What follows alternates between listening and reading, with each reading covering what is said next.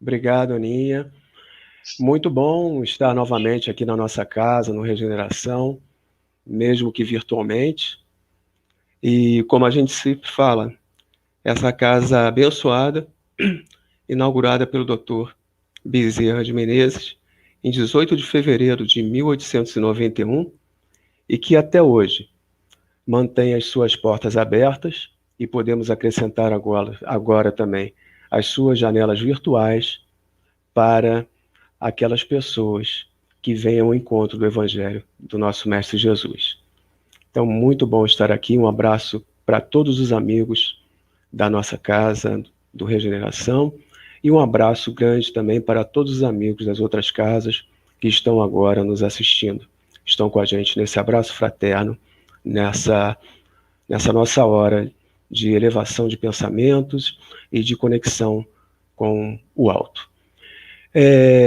O que eu trago hoje para a gente, a nossa conversa aqui hoje, ela vai ter como título Nosso Melhor Perfume para Jesus. A gente vai se basear em dois evangelistas, em Marcos e em Mateus. Então, são duas passagens diferentes que a gente vai ver aqui no Evangelho, e eu vou fazer um link com essas duas passagens. E a gente vai ver o significado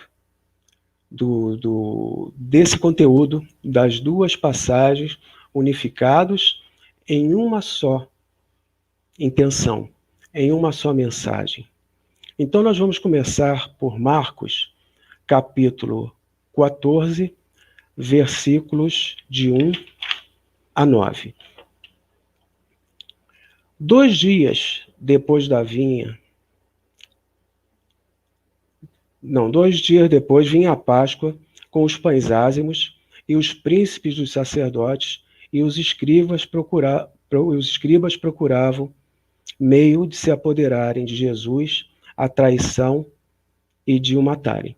Então aqui já estavam à busca de Jesus para capturá-lo e crucificá-lo, julgá-lo, e depois o momento da crucificação. Então aqui a gente começa com o momento em que Jesus está sendo procurado para ser capturado. Mas diziam, no dia da festa não, para que não se levante algum tumulto entre o povo, porque eles sabiam que se capturassem Jesus num dia de festa, onde a população da cidade ela aumentava tremendamente, haveria realmente um tumulto, e poderia ter até um levante, tendo em vista que Jesus era tido como a salvação de Israel naquele momento.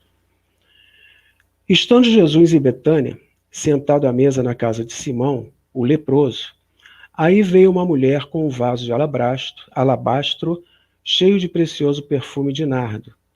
Então, esse alabastro, uma cerâmica antiga, o seu conteúdo era um perfume de nardo, um precioso perfume de nardo, né?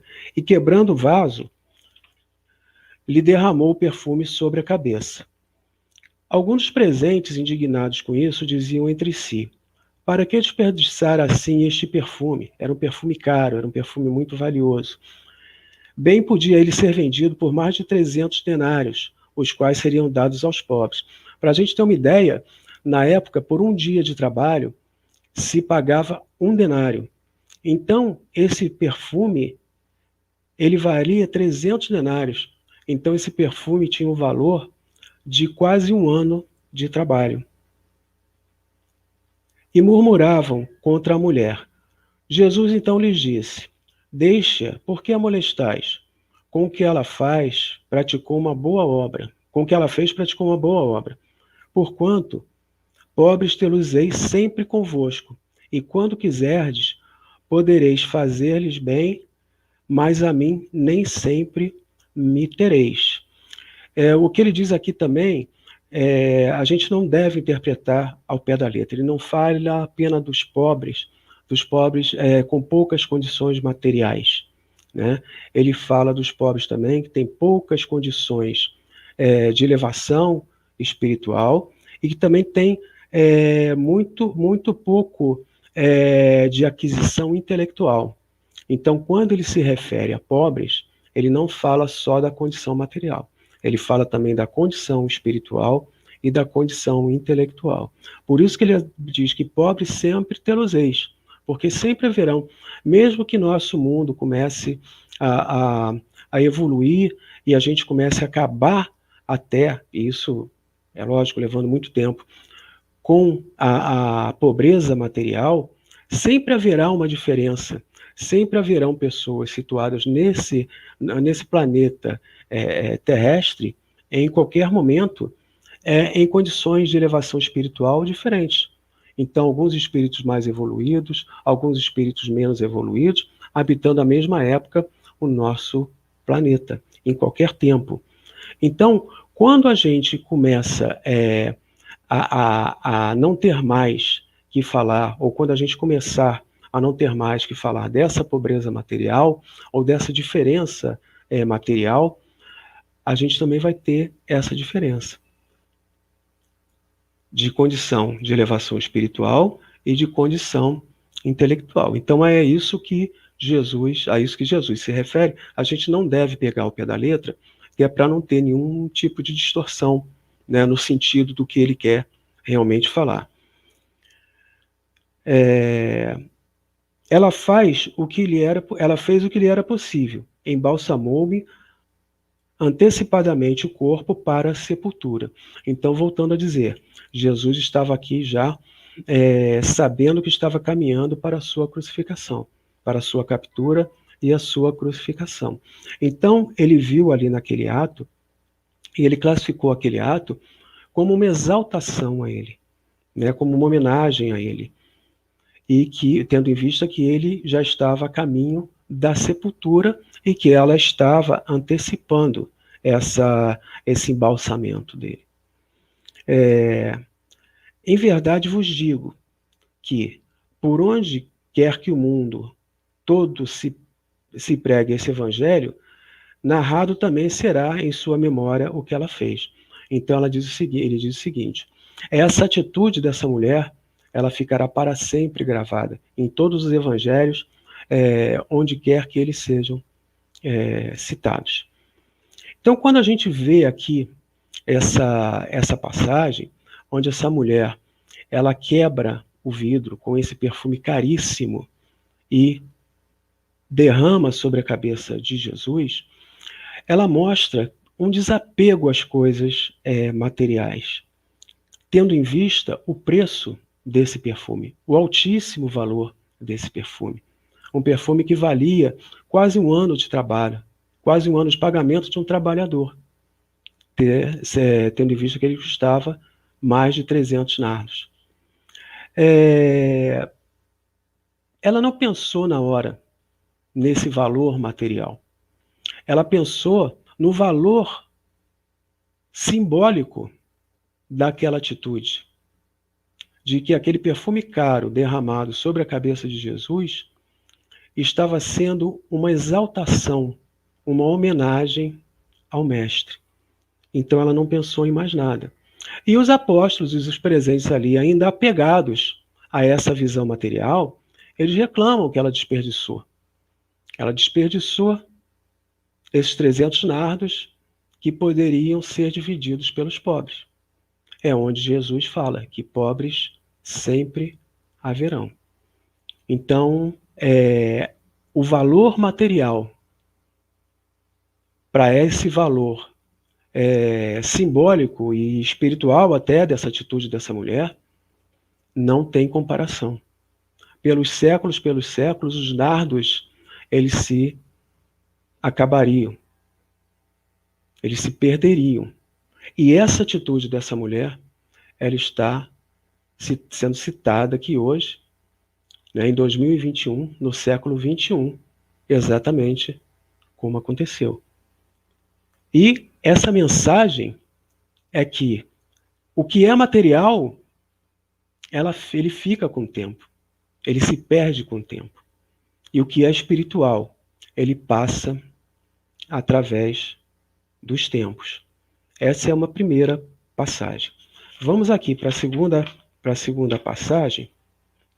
Nós viemos ver em Mateus, capítulo 25, versículos, eu vou ler aqui o versículo de 31 a 40, tá? Mas esse capítulo ele vai de versículo 31 a 46, mas eu vou ler aqui só até o 40. Nós vimos o outro anterior, que falava ali da morte de Jesus, que estava próxima, e de como aquela atitude espiritual daquela mulher, né, consagrou até hoje, através dos tempos, essa imagem do desapego material para fazer essa exaltação à figura de Jesus. E o que nós vamos ver aqui é o que poderia ser interpretado como o juízo final, na linguagem de Jesus. Então, começando aqui no versículo 31. Quando o Filho do Homem vier na sua majestade, acompanhado de todos os anjos, assentar-se-á no trono da sua glória, e reunidas todas as gentes na sua presença, separará um dos outros, como o pastor aparta dos cabritos as ovelhas. Porá as ovelhas à sua direita, e os cabritos à sua esquerda. Dirá então o rei aos que estiverem à sua direita: Vinde, benditos de meu Pai, entrai na posse do reino que vos está preparado desde o princípio do mundo. Pois tive fome e me deste de comer, tive sede e me deste de beber. Era forasteiro e me recolhestes. Estive nu e me vestistes. Estive enfermo e me visitastes. Estive encarcerado e me fostes ver. Dir-lhe-ão então os justos: Senhor, quando foi que te vimos faminto e te demos de comer? Ou com sede e te demos de beber? Quando foi que te vimos sem teto e te recolhemos? Ou nu e te vestimos? Quando foi que te vimos enfermo ou preso e te fomos visitar?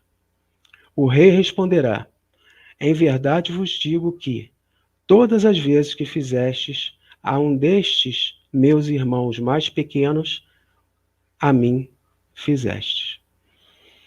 Essa passagem tem duas coisas aqui que ficam bem claras.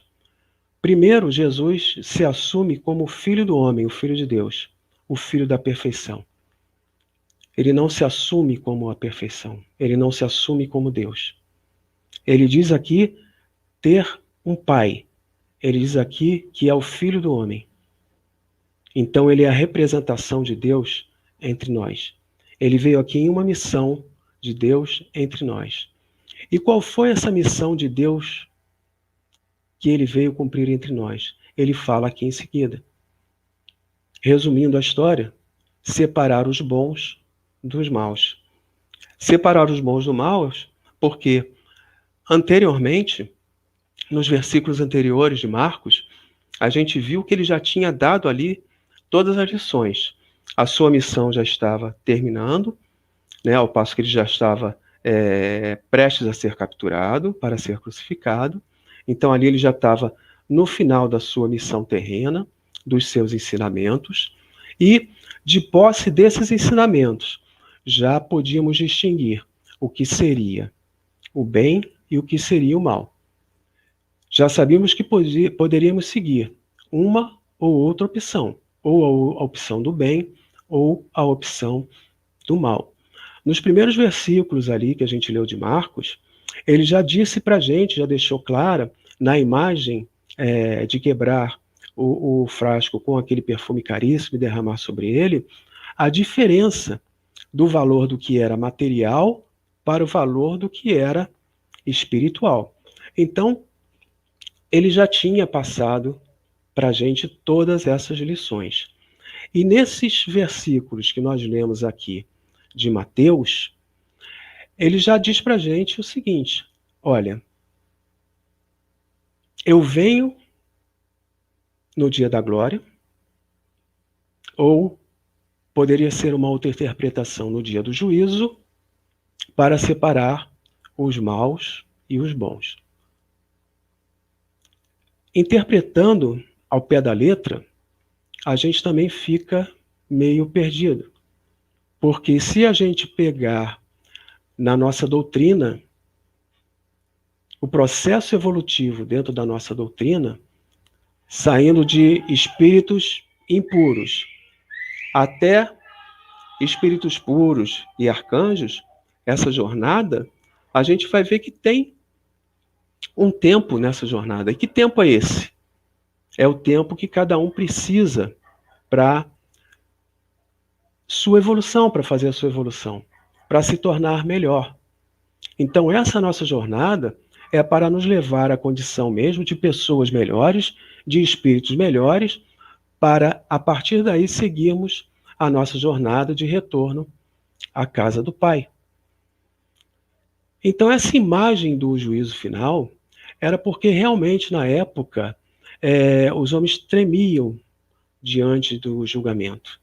Quem fazia os julgamentos eram os sacerdotes. Então, eles eram temidos pelo seu rigor na aplicação da lei.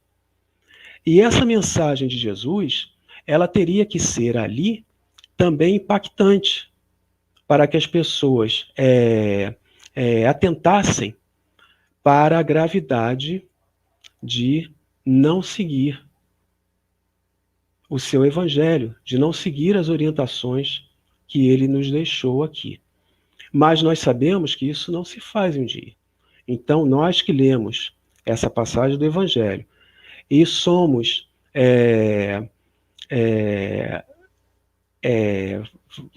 vamos dizer assim, nós estudamos e estamos de alguma maneira envolvidos com a doutrina espírita, nós sabemos que isso não se faz no momento e também não se faz em uma só, ou duas ou três encarnações. Nós temos aí um período para cumprir. Mas nós sabemos que há diferença entre o mau caminho, há diferença entre o bom caminho. Nós sabemos distinguir o bem do mal. Nós sabemos que podemos, a qualquer momento, termos uma atitude que mude completamente a nossa vida, né? O que nós chamamos de metanoia, né? A gente pode ter um despertamento em um momento qualquer da vida, que a gente esteja passando por dificuldade, ou, dependendo de cada um, podemos ter esse despertamento ao longo da nossa vida, por diversos episódios que nós podemos passar nas nossas vidas e que assim possamos assimilar esses aprendizados. Por que eu juntei esses dois textos, o de Marcos e de Mateus, e dei o título de Nosso Melhor Perfume para Jesus? Eu falei que às vezes nós precisamos passar por um episódio grave para termos um despertamento. E nós estamos passando exatamente nesse momento um momento muito complicado, não só individualmente, mas um momento planetário complicado. Não é só o Rogério que está vivendo esse momento, não é só o Walter, não é só a Ana Cristina, não é cada um que está assistindo individualmente, né? Nós estamos vivendo coletivamente no planeta esse momento de dificuldade. Então, é um momento excelente, esse agora, acumulando todo esse sofrimento. Quantas famílias dizimadas, né? Quantas atrocidades de vários lados que a gente está vendo por conta de reações diferentes a essa pandemia, né? Quantas oportunidades que pessoas estão perdendo, com licença.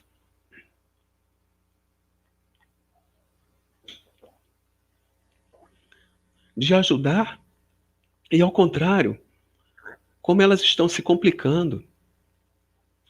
Como nós vemos aí em plena pandemia, desvio de medicamentos, superfaturamento de insumos, superfaturamento de produtos médicos, vendas sem ter condições de entrega, né? Tanta negligência que nós estamos vendo.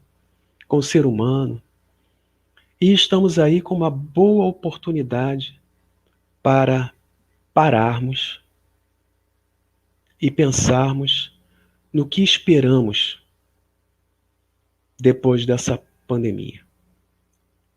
E esses dois textos, eles vêm com duas lições muito importantes para nós. Uma delas é a importância realmente da caridade material. A caridade material, nesse momento de pandemia, ela se faz crucial. Ela se faz imprescindível. Quantas pessoas estão aí de geladeira vazia, trocando seu fogão a gás por fogão de lenha, por não ter dinheiro mais para comprar o gás? Né? Quantas pessoas estão em situação de dificuldades financeiras extremas? Quantas pessoas estão tendo que abandonar os seus lares para morar na rua ou em casa de parentes? Né? Quantas pessoas estão precisando realmente dessa ajuda material? E uma mãe que tem filhos para alimentar, ela sabe o quanto é importante cada grão de arroz que entra na sua casa. Então, essa caridade material, nesse momento, ela é imprescindível. Como é imprescindível também a caridade moral. Não é? Quantas pessoas estão perdendo os seus empregos? Novamente, falando aqui. Quantas pessoas estão com a sua autoestima lá embaixo, porque não conseguem, nessa época, uma colocação no mercado? Quantas pessoas estão sofridas, estão acabadas, estão arruinadas, porque perderam seus entes queridos para a pandemia? Quantas pessoas estão assistindo a uma degradação moral tão generalizada por conta disso que estamos vivendo, né? Então, nesse momento, a caridade material é imprescindível, como também é imprescindível a caridade moral. Todos nós temos um pouco para dar, tanto materialmente quanto moralmente. Materialmente, qualquer coisinha que a gente deixe, né? Qualquer coisinha que qualquer quilo de qualquer alimento que a gente compre no mercado e dê para alguém, ou deixe num grupo que faz esse trabalho, e nós conhecemos vários grupos que fazem esse trabalho, né? Nós estamos ajudando com a nossa gotinha de água, né? Como a gente sabe, quanto mais pessoas ajudarem, mais condições a gente vai ter de abastecer as despensas e as geladeiras dessas famílias que estão sem nada.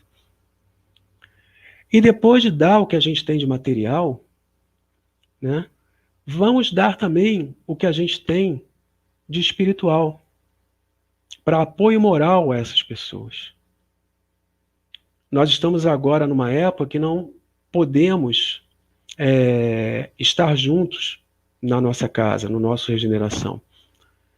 Mas estamos aqui fazendo pela internet a nossa reunião. Falta-nos aqui o afago, falta-nos aqui o abraço, os olhares, a presença, mas sobra carinho, sobra amor na nossa emanação aqui de afeto. Não é? Então, depois que isso passar, vamos ter que trabalhar num rescaldo muito, muito intenso, porque nós vamos ter solo devastado. Vamos ter que refazer condições de vida. Vamos ter que buscar opções de crescimento material e de crescimento moral também. Então, vamos ter que atuar tanto na caridade moral, como na caridade material, e acrescentar aí também a caridade intelectual. É dar condição a esses, como diz Jesus, mais pequenos que nós, é darmos condições a esses, como diria Jesus, mais pequenos que nós, de entender o que aconteceu, né, de refletir sobre o que aconteceu e montar as suas cabeças e as suas vidas para que eles se aproximem também em intelectualidade daqueles que conseguiram, de alguma maneira, ultrapassar essa situação de um modo mais tranquilo. E como a gente disse aqui, que, como disse Jesus, os pobres sempre haverão, é a gente distribuir esses nossos 3 modos de caridade, a material, a moral e a intelectual, para que cada vez menos essas distâncias se alarguem. Ou melhor, para que cada vez mais essas distâncias se encurtem. Porque o nosso caminho é esse. O nosso caminho é inexorável. Não tem mais volta. E se nós vamos seguir, e sabemos que vamos seguir, Jesus já deu a outra dica para a gente. É hora de separar o joio do trigo. Então, quem vai junto com o planeta, ou quem fica para habitar planetas mais evoluídos e fazer aí a sua recuperação para poder prosseguir? Qual é a nossa escolha? E como Jesus falou, o que a mulher fez que derramou sobre a sua cabeça aquele perfume caro, aquele perfume valioso, é a hora também da gente derramar o nosso mais valioso perfume, falando aqui figurativamente, não é? E qual seria esse nosso mais valioso perfume? É o que tivermos de mais valioso em nossos espíritos e em nossos corações, sobre a cabeça daqueles mais pequenos, como diz Jesus, do que nós. Nós estaremos aí também, nessa atitude, derramando o nosso melhor perfume sobre a cabeça de Jesus. Porque ele nos falou na passagem: quando fizerdes isso aos meus pequeninos, fareis também a mim. Então tenhamos isso bem visível no nosso planejamento pós-pandemia.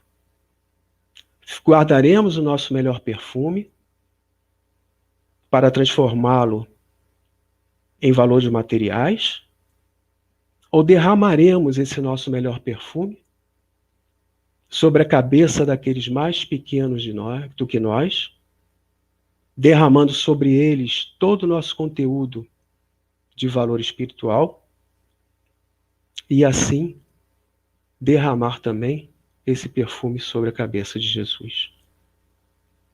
Fica aí para a nossa reflexão. Teremos, é lógico, algum tempo ainda, dentro do que podemos viver agora, com todas as restrições, com todas as limitações, mas entendendo que espírito não tem limitação. Se temos limitações materiais, que são as que nos privam de certos bens, se temos as limitações materiais que nos privam de estarmos juntos, por conta de não podermos ter contato, por conta de não podermos caminhar longas distâncias para nos encontrarmos e efetivamente estarmos juntos nesse momento, nós temos toda a nossa liberdade espiritual para trabalhar em orações, para trabalhar em grupos de ajuda, para trabalhar aqui virtualmente, para dar uma olhada pela janela, um aceno e um sorriso para o nosso irmão que está passando, para dar um telefonema para aquele amigo que nós não vemos desde o começo da pandemia, para estarmos em contato com os nossos entes queridos. Temos pela frente opções que certamente nenhum valor material nos impedirá de fazer. Então, queridos amigos, derramemos o nosso melhor perfume sobre a cabeça de Jesus, derramando esse melhor perfume sobre a cabeça dos nossos irmãos. Muita paz.